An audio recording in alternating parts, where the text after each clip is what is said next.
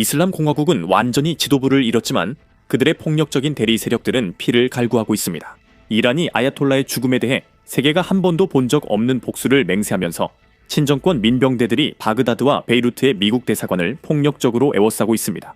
그들은 1979년을 떠올리게 하는 공포 속에서 필사적으로 대사관군에 침입하려 하고 있습니다. 하지만 혼란은 거기서 멈추지 않습니다. 이란은 미국 군대와 정면으로 맞서는 대신 이웃 아랍 국가들의 민간 목표물을 향해 비겁하게 전면적인 미사일 공격을 감행했습니다. 두바이와 도의 불벼락을 쏟아부으며 이 지역을 굴복시키기 위해 협박하고 있습니다. 중립 국가들에 대한 이 도발 없는 공격은 지도자를 잃은 정권의 유일한 전략이 테러임을 증명합니다. 중동은 공식적으로 불길에 휩싸였고 우리의 이야기는 이란이 전 세계에 방금 내보낸 소름 끼치는 위협으로 시작됩니다. 이 영상을 들어보시죠. 세상의 악마들이 기뻐할 것이다. 그리고 모두가 세뇌당하고 말았습니다. 하지만 이것은 끝나지 않았어요. 트럼프는 지금까지 어떤 미국 대통령도 치르지 않았던 대가를 치르게 될 거예요. 그리고 지금까지 어떤 시온주의자도 치르지 않았던 대가를 치르게 될 거예요. 그리고 지금까지 어떤 범죄자도 치르지 않았던 대가를 치르게 될 거예요. 트럼프는 곧 복수가 찾아올 것이고 복수가 트럼프를 향해 오고 있다는 걸 보게 될 거예요. 이 암살을 도운 모든 사람들 다음으로 그는 궁극적인 대가를 치르게 될 거예요. 그리고 이는 수백만 이란인만의 복수가 아니에요.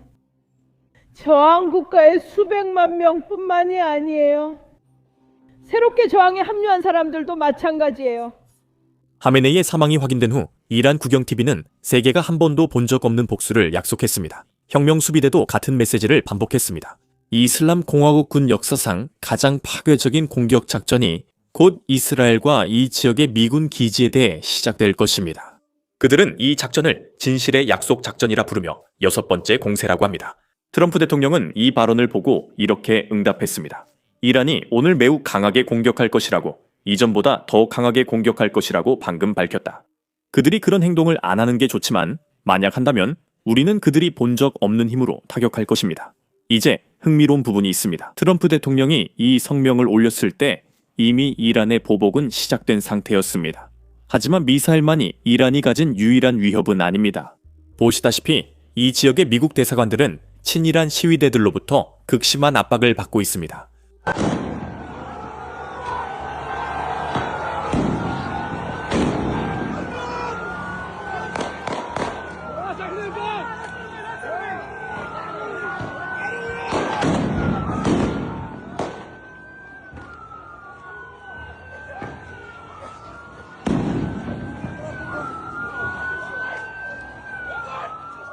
그것은 바그다드에서 일어난 일이었습니다. 시위대는 아침에 일어나자마자 미국 대사관이 위치한 구역을 침입하려 했습니다. 거리에는 혼란이 벌어졌습니다. 레바논에서도 마찬가지였습니다. 레바논의 민병대, 아마도 헤즈볼라가 미국 대사관을 무장 공격으로 노리고 있습니다. 여기서 중요한 점을 말씀드리자면 안심을 위해 말씀드리는 건데 이스라엘이 헤즈볼라 지도자 나스랄라를 암살했을 때와 하마스 지도자가 사망했을 때도 비슷한 시위가 일어났었습니다. 하지만 두 번 모두 시위는 진정되었고 실제로 대사관에서는 아무 일도 일어나지 않았습니다. 그러나 지금은 그 어느 때보다 긴장이 고조되어 있습니다. 그리고 우리는 역사적으로 이란이 미국 외교관들을 인질로 잡는 전력이 있다는 것을 알고 있습니다. 바로 그런 방식으로 1979년에 그 정권이 집권하게 된 것입니다. 다행히도 미국은 이런 상황을 미리 예측했고 특히 레바논을 포함한 해당 지역의 대부분의 대사관 직원들을 작전이 시작되기 전에 대피시켰습니다. 이들 장소에는 최소한의 인원만 남아 있습니다. 그리고 이라크에서는 정부가 미국을 강하게 지지하고 있습니다. 게다가 현장에는 해병대 병력이 배치되어 대사관 직원들을 보호할 준비가 되어 있습니다. 하지만 지난번에 무슨 일이 있었는지 모두가 기억하고 있기 때문에 여전히 주의 깊게 지켜봐야 할 상황입니다.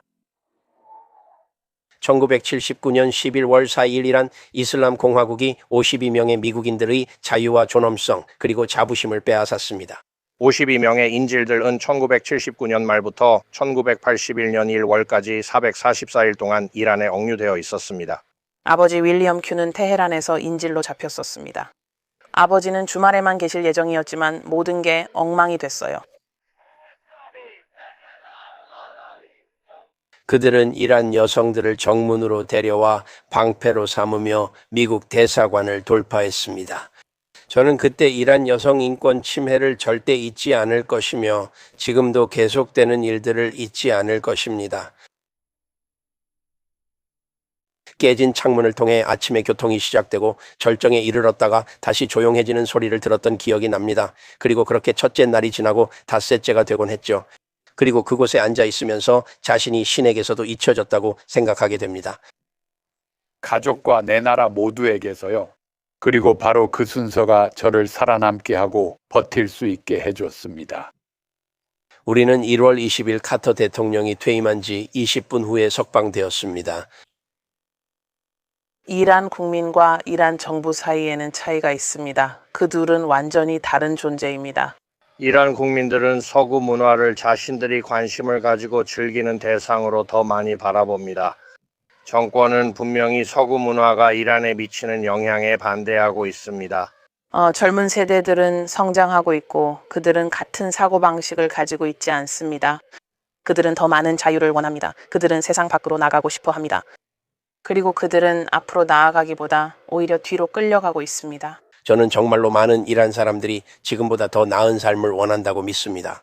그래서 이란에서는 인샬라, 즉 신의 뜻이라면 그런 일이 일어날 수도 있다고 말하곤 합니다. 이제 이란의 실제 군사 보복에 대해 이야기해 봅시다. 숫자는 이란이 여러분이 이해하길 원하지 않는 이야기를 들려줍니다. 하지만 여러분도 아시다시피 우리가 군사 공격에 대해 이야기할 때마다 유튜브는 우리 영상을 제한해서 여러분이 홈 화면에서 볼 수 없게 하곤 합니다.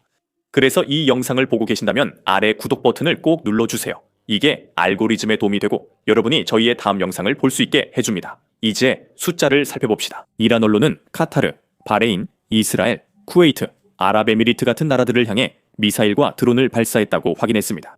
특히 아랍에미리트는 이 목록의 다른 나라들보다 더 심하게 공격받고 있어 중요합니다. 하지만 그들은 이란을 공격하지 않았습니다. 그들은 하메네이를 죽인 비행기들을 주둔시키지도 않았는데도 주적처럼 공격받고 있습니다. 첫 24시간 동안이라는 아랍에미리트에 미사일 140발과 드론 200대를 발사했고 카타르에는 미사일 66발, 바레인에는 미사일 45발과 드론 9대를, 그리고 이스라엘에는 대략 미사일 130발을 발사했습니다. 생각해보세요. 아랍에미리트는 하메네이를 죽인 것처럼 처벌받고 있습니다. 이스라엘은 실제로 그렇게 했지만 오히려 더 적은 미사일을 받고 있습니다. 이건 비례적인 복수가 아닙니다. 그저 혼란을 위한 혼란일 뿐이죠. 그래서 이런 의문이 생깁니다. 왜 이란은 이렇게까지 이 나라들을 공격하는 걸까요? 어제 이란 외무장관이 실제로 미국 TV에 출연해서 설명을 했습니다. 하지만 그의 설명은 사실 별로 말이 되지 않습니다. 직접 한번 들어보시죠. 실제로 관리하고 있습니다. 우리가 상황을 처리하고 있습니다. 그리고 저는 페르시아만에 있는 제 동료들과 연락을 하고 있었습니다. 그리고 저는 그들에게 우리가 그들을 공격할 의도가 전혀 없고 실제로는 자기 방어 차원에서 미군 기지를 공격하고 있다라고 설명했습니다. 우리는 그들이 우리를 공격하는데도 단지 그들의 기지가 우호적인 이웃 나라에 있다는 이유만으로 가만히 앉아서 지켜볼 수만은 없습니다. 그래서 저는 그들에게 설명했고 그들이 이 상황을 이해하길 바랍니다. 또 한 가지 언급해야 할 점은 그는 이란이 이들 국가를 공격하는 유일한 이유가 미국 기지가 그곳에 있기 때문이라고 말하고 있습니다. 하지만 실제로 누가 피해를 입고 있는지 보세요. 미국 군인들이 아닙니다.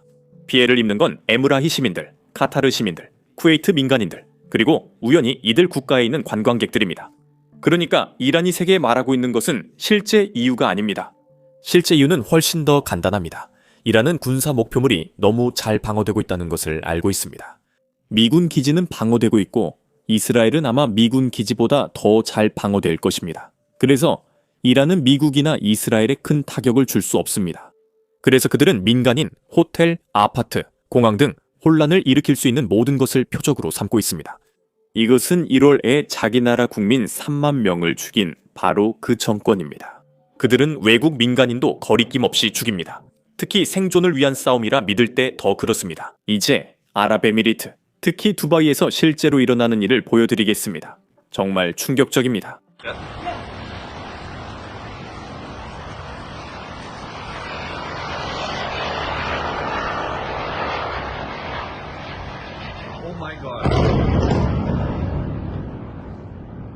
이것들이 제가 말한 호텔, 아파트, 민간인입니다. 이란이 군사 자산을 목표로 하고 있다고 주장할 방법이 없습니다. 그리고 다음으로는 카메라맨 바로 근처에 파편이 떨어지는 아찔한 순간이 있었습니다. 이것이 바로 이란의 복수였습니다. 한번 보시죠.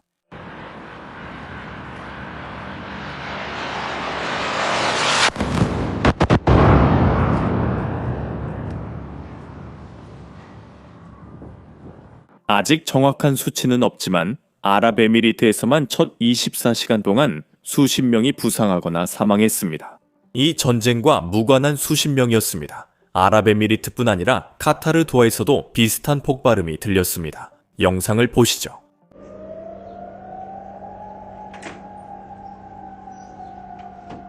뿐만 아니라 물리적 피해만이 문제가 아닙니다.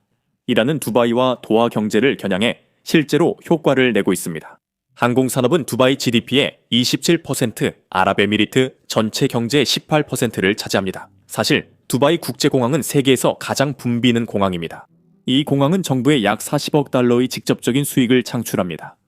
그리고 그 공항은 하루 넘게 폐쇄된 상태입니다. 수천 명, 어쩌면 수만 명에 달하는 전 세계 사람들이 공항에 발이 묶여 있고 각국 정부는 자국민을 대피시키기 위해 분주하게 움직이고 있습니다. 그 와중에도 이란은 바로 그 공항을 계속해서 공격하고 있습니다. 정말 미친 일입니다. 사람들이 보이는 가운데 공항이 공격당하는 장면의 영상입니다. 한번 보시죠.